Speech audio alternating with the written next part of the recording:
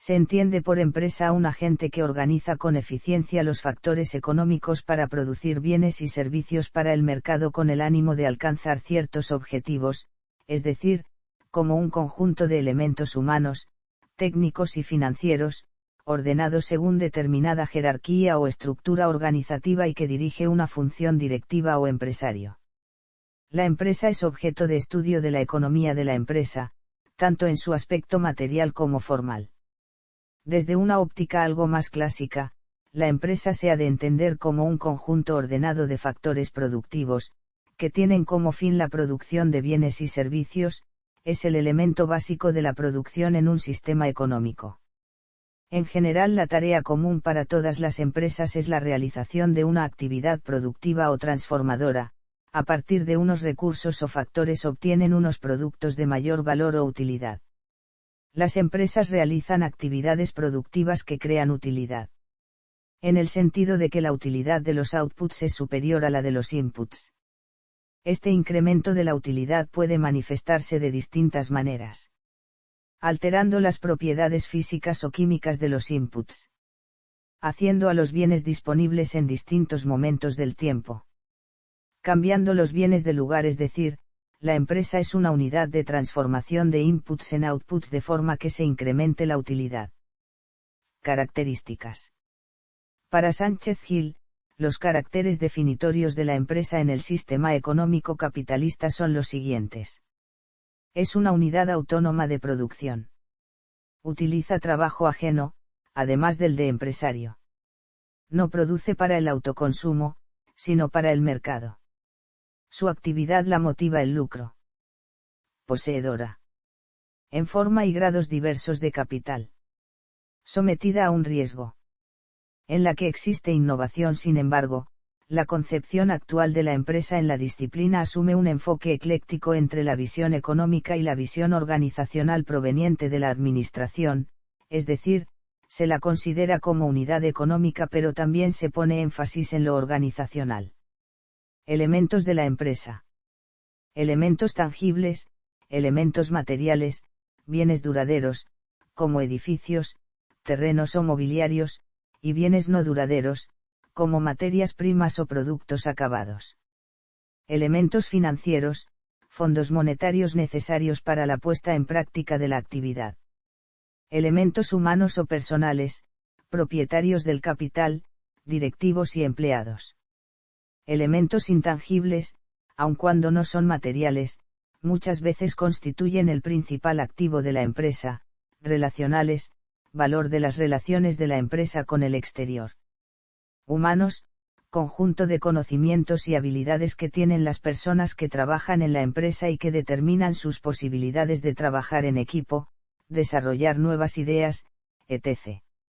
Estructurales, se refieren al sistema de organización, a los procedimientos, a las bases de datos y, en definitiva, a todo aquello que conforma la estructura organizativa. Los elementos organizativos hacen referencia a la estructura de la empresa en este sentido.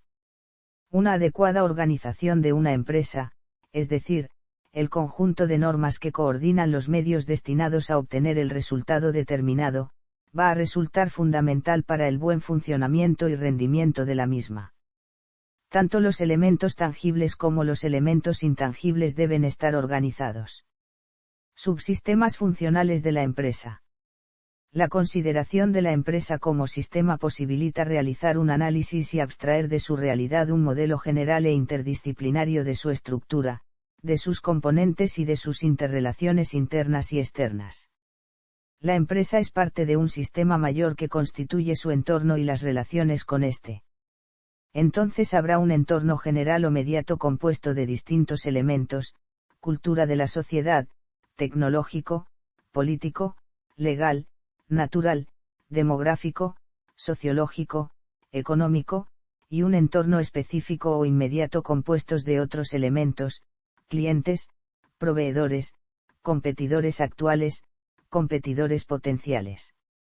Luego la empresa puede ser vista como una serie de subsistemas relacionados entre sí.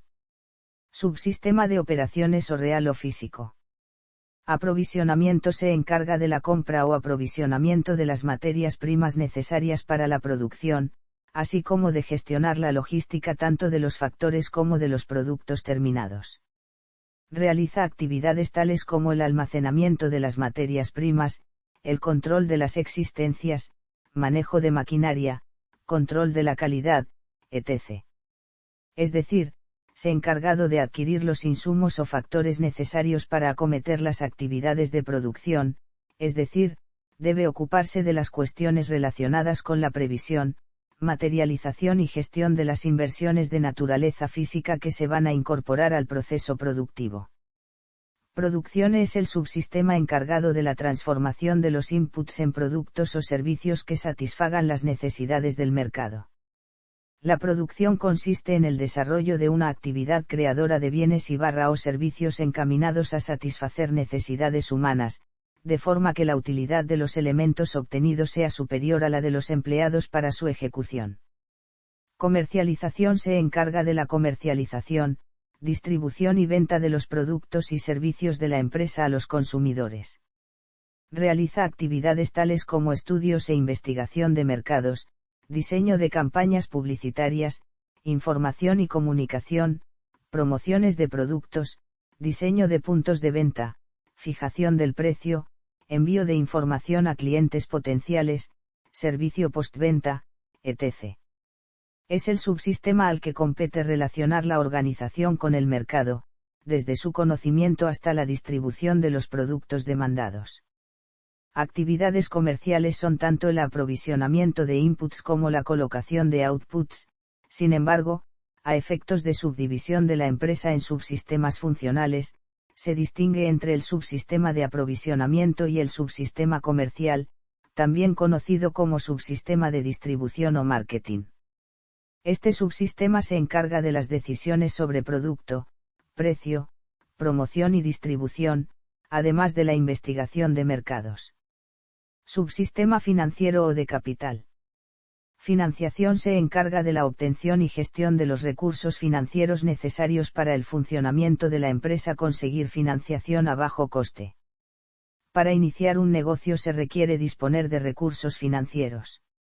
La misión del subsistema financiero consiste en buscar los fondos necesarios para financiar las actividades empresariales y distribuirlos entre las distintas áreas de la unidad económica o alternativas de inversión. El subsistema de financiación es el sustento del resto de áreas funcionales, puesto que sin los fondos obtenidos por el mismo sería imposible la realización de cualquier tarea productiva. Inversión analiza las decisiones de inversión de dichos recursos en las opciones más rentables, tratando de mantener un equilibrio financiero. Realiza actividades tales como elegir en qué activos invertir el dinero, analizar la rentabilidad de las inversiones, etc. Subsistema administrativo o gerencial o de pilotaje. Administración estratégica. Este subsistema se encarga de la planificación, organización y control de los subsistemas funcionales, velando para que no funcionen de forma independiente persiguiendo sus propios objetivos, sino de forma coordinada persiguiendo los objetivos del sistema empresa. Además, el subsistema de dirección es el encargado de la relación entre la empresa y su entorno, desarrollando una adecuada planificación estratégica que logre proporcionar a la empresa una ventaja competitiva sostenible a largo plazo. Administración táctica y operativa. Organiza los factores de producción, fija los objetivos a alcanzar en tanto que sean compatibles con los recursos, y controla la ejecución. O sea, gestiona el aprovisionamiento, producción y comercialización. Y se encarga del reclutamiento, selección, formación y motivación de las personas en la empresa. Realiza actividades tales como entrevistas a candidatos, diseño de la remuneración, evaluación del rendimiento y promociones de los trabajadores, diseño y aplicación de programas de prevención de riesgos laborales, etc. Función económica y social de las empresas. F básica, generar bienes y servicios en condiciones de eficiencia económica, esto es, crear valor, utilidad o riqueza. F de descuento, o de anticipo del producto obtenido, ya que la empresa adelanta unas rentas a los factores de producción antes de que el resultado del proceso se haya materializado, es decir, de recibir ingresos por el capital invertido. F de asunción del riesgo, de la actividad económica, como consecuencia de la anticipación de rentas con base a unas expectativas que pueden cumplirse o no. F de dirección, coordinación y control del proceso productivo. Esto implica la necesidad por parte de la empresa y de la empresa de seleccionar los factores productivos adecuados, de estructurarlos convenientemente, de planear su actividad, formarlos, dirigirlos y controlarlos. F social, contribuye al progreso, desarrollo y mejora del bienestar de la sociedad. Crear empleo, paga rentas, realiza innovaciones, etc.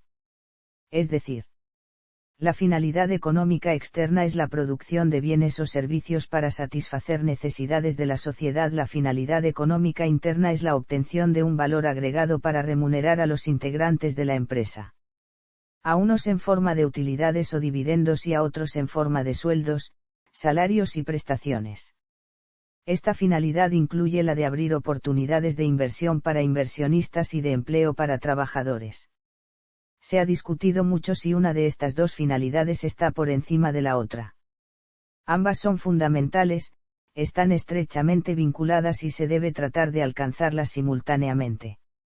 La empresa está para servir a los hombres de afuera y a los hombres de adentro. La finalidad social externa es contribuir al pleno desarrollo de la sociedad, tratando que en su desempeño económico no solamente no se vulneren los valores sociales y personales fundamentales, sino que en lo posible se promuevan. La finalidad social interna es contribuir, en el seno de la empresa, al pleno desarrollo de sus integrantes, tratando de no vulnerar valores humanos fundamentales, sino también promoviéndolos. La empresa, además de ser una célula económica, es una célula social, está formada por personas y para personas y está insertada en la sociedad a la que sirve y no puede permanecer ajena a ella. La sociedad le proporciona la paz y el orden garantizados por la ley y el poder público, la fuerza de trabajo y el mercado de consumidores, la educación de sus obreros, técnicos y directivos, los medios de comunicación y la llamada infraestructura económica. La empresa recibe mucho de la sociedad y existe entre ambas una interdependencia inevitable. Por eso no puede decirse que las finalidades económicas de la empresa estén por encima de sus finalidades sociales. Ambas están también indisolublemente ligadas entre sí y se debe tratar de alcanzar unas, sin detrimento o aplazamiento de las otras.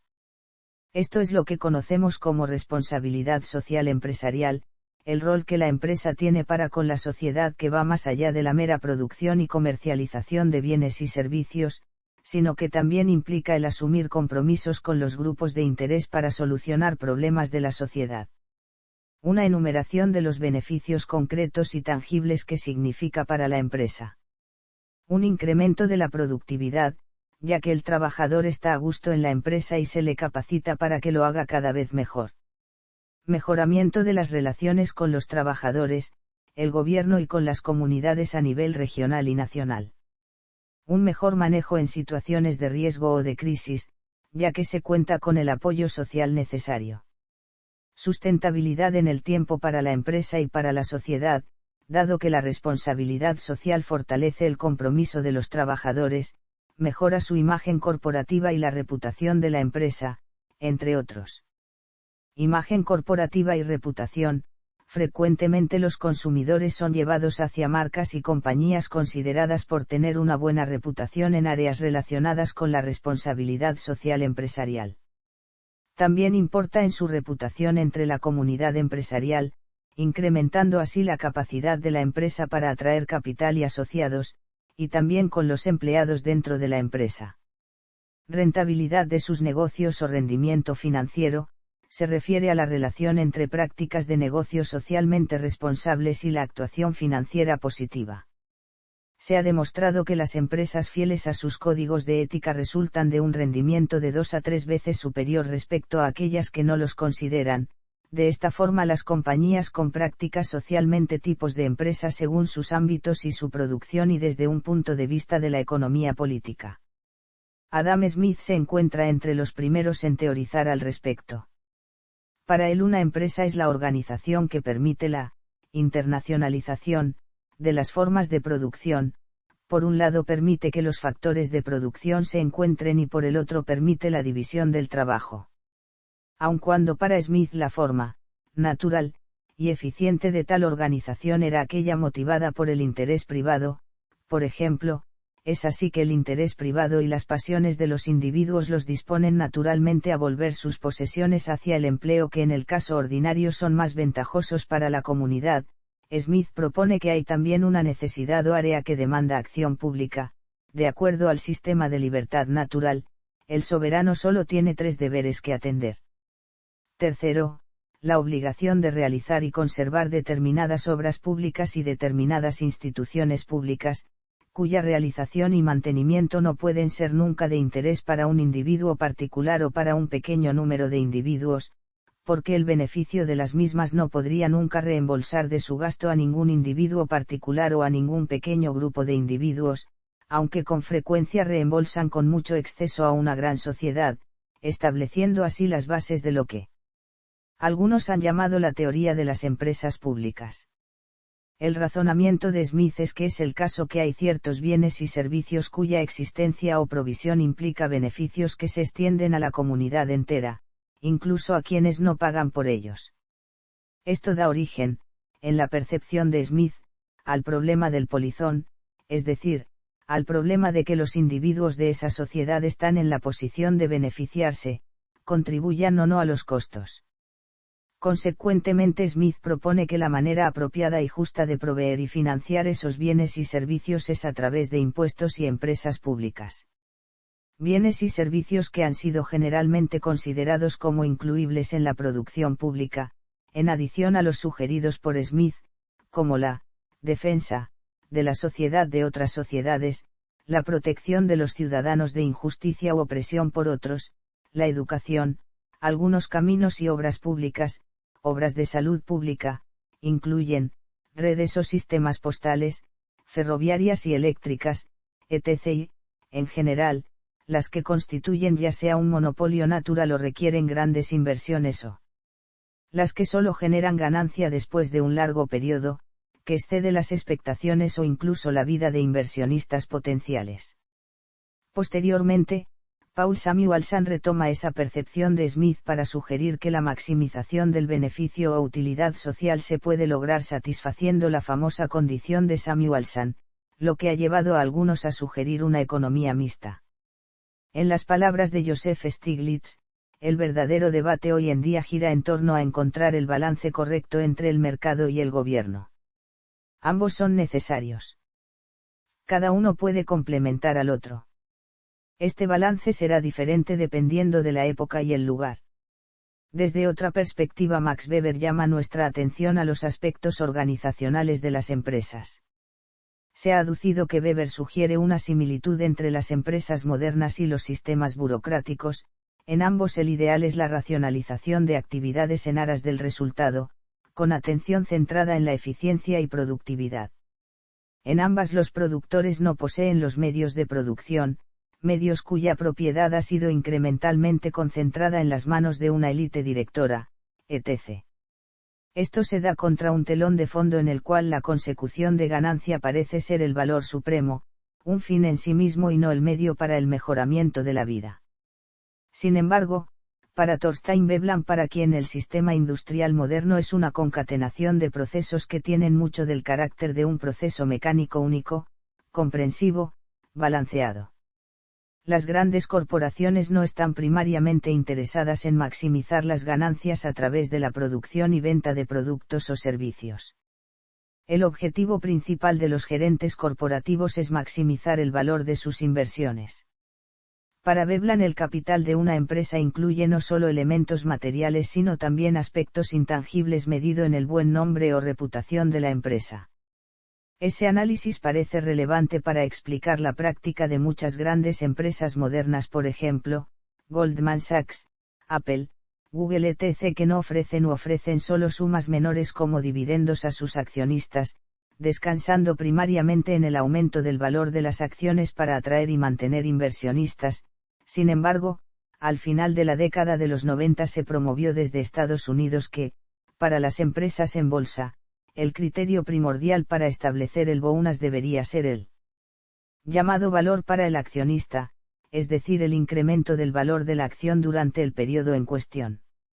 Eso implicaba que la mejora de la acción estaba directamente relacionada con la gestión de la compañía, de manera que si subía el valor de la acción era debido a una buena gestión.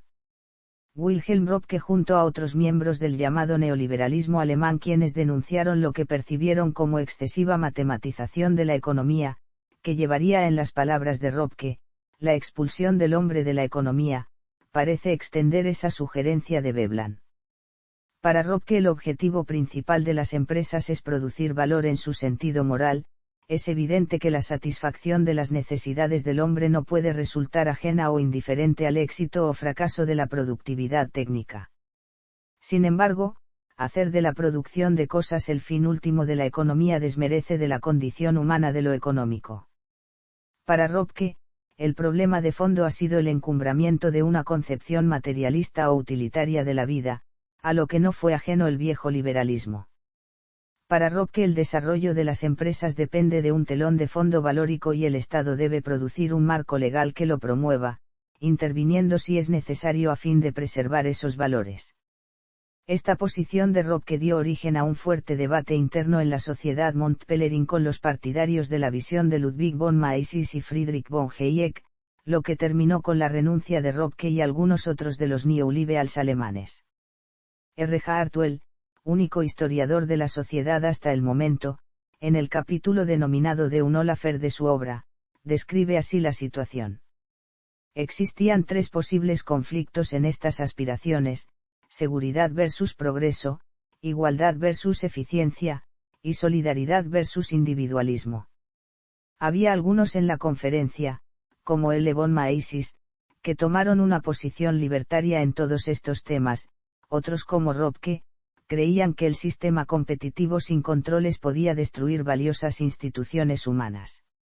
Röpke defendió fuertemente la intervención agrícola, por ejemplo, porque quería preservar las pequeñas granjas familiares como una forma valiosa de vida. El deseo por seguridad que muchos de los participantes aceptaban condujeron en algunos casos a propuestas intervencionistas, sugerencias de controles agregados, salarios controlados por el gobierno, y programas de apoyo a la agricultura, por ejemplo. Estas propuestas, sin embargo, eran formuladas sin una justificación analítica adecuada y fueron rechazadas vigorosamente por otros participantes, que enfatizaban tanto su inefectividad como su carácter no liberal.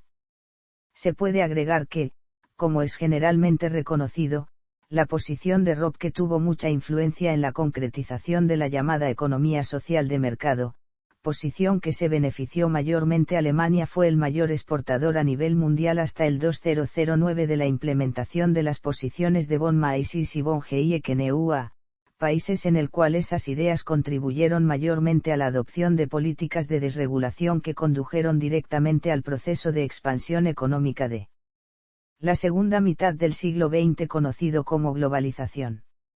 Sin embargo, se ha alegado que esa misma desregulación condujo también a un sistema de corrupción empresarial que terminó con casos tales como los de Enron, Bernard Madoff, etc., que a su vez llevaron a la crisis financiera de 2008. Clasificación de las empresas. Existen numerosas diferencias entre unas empresas y otras. Sin embargo, según en qué aspecto nos fijemos, podemos clasificarlas de varias formas. Dichas empresas, además, cuentan con funciones, funcionarios y aspectos diferentes. A continuación se presentan los tipos de empresas según sus ámbitos y su producción. Según las relaciones que mantengan con otras empresas y con los clientes en el entorno. Empresas aisladas o de lazo cerrado, un conjunto de empresas que son independientes del resto del mercado, por lo que solo dependen de sí mismas. Este hecho implica que todo el producto ha sido realizado por ellas mismas, desde la materia prima hasta el producto elaborado, sin utilizar ningún producto semielaborado. En la actualidad este modelo de empresa es prácticamente inexistente. Redes de empresas o empresas de lazo abierto, unión temporal de empresas con unos objetivos comunes, en la que cada una aporta sus competencias principales para ayudar a las necesidades del mercado y mejorar la situación de competencia. En la actualidad, debido a la globalización es muy común encontrar empresas especializadas en un subproducto concreto que forma parte de un producto elaborado. De esta forma también existen empresas especializadas en comprar y ensamblar las distintas piezas del producto acabado. Según el sector de la actividad. Las empresas pueden clasificarse, de acuerdo con la actividad que desarrollen, en empresas del sector primario, empresas del sector secundario, empresas del sector terciario, empresas del sector cuaternario. Una clasificación alternativa es industriales. La actividad primordial de este tipo de empresas es la producción de bienes mediante la transformación de la materia o extracción de materias primas. Las industrias, a su vez, se clasifican en extractivas, cuando se dedican a la explotación de recursos naturales, ya sea renovables o no renovables. Ejemplos de este tipo de empresas son las pesqueras, madereras, mineras, petroleras, etc. Manufactureras, son empresas que transforman la materia prima en productos terminados, y pueden ser de consumo final. Producen bienes que satisfacen de manera directa las necesidades del consumidor. Por ejemplo, prendas de vestir, muebles, alimentos, aparatos eléctricos, etc. De producción. Estas satisfacen a las personas de uso de consumo final. Ejemplo, maquinaria ligera, productos químicos, etc. Comerciales. Son intermediarias entre productor y consumidor. Su función primordial es la compraventa de productos terminados. Pueden clasificarse en mayoristas, venden a gran escala o a grandes rasgos. Minoristas, venden al por menor. Comisionistas, venden de lo que no es suyo, dan a consignación. Servicio. Son aquellas que brindan servicio a la comunidad que a su vez se clasifican en transporte, turismo, instituciones financieras, servicios públicos, servicios privados, educación, finanzas, salud. Según la forma jurídica. Atendiendo a la titularidad de la empresa y la responsabilidad legal de sus propietarios. Podemos distinguir empresas individuales, si solo pertenece a una persona. Esta puede responder frente a terceros con todos sus bienes, es decir, con responsabilidad ilimitada, o solo hasta el monto del aporte para su constitución, en el caso de las empresas individuales de responsabilidad limitada o EIRL. Es la forma más sencilla de establecer un negocio y suelen ser empresas pequeñas o de carácter familiar, empresas societarias o sociedades, constituidas por varias personas. Dentro de esta clasificación están, la sociedad anónima, la sociedad colectiva, la sociedad comanditaria, la sociedad de responsabilidad limitada y la sociedad por acciones simplificada SAS, las cooperativas u otras organizaciones de economía social. Según su tamaño. No hay unanimidad entre los economistas a la hora de establecer qué es una empresa grande o pequeña, puesto que no existe un criterio único para medir el tamaño de la empresa. Los principales indicadores son, el volumen de ventas, el capital propio, número de trabajadores, beneficios, etc. El más utilizado suele ser según el número de trabajadores. Este criterio delimita la magnitud de las empresas de la forma mostrada a continuación. Microempresa, si posee menos de 10 empleados. Pequeña empresa, si tiene un número entre 10 y 49 empleados. Mediana empresa, si tiene un número entre 50 y 249 empleados. Gran empresa, si posee 250 o más empleados. Según su ámbito de actuación. En función del ámbito geográfico en el que las empresas realizan su actividad, se pueden distinguir. Empresas locales, son aquellas empresas que venden sus productos o servicios dentro de una localidad determinada. Empresas nacionales, son aquellas empresas que actúan dentro de un solo país. Empresas multinacionales o empresas internacionales, son aquellas que actúan en varios países. Empresas transnacionales, las empresas transnacionales son las que no solo están establecidas en su país de origen, sino que también se constituyen en otros países, para realizar sus actividades mercantiles no solo de venta y compra, sino de producción en los países donde se han establecido.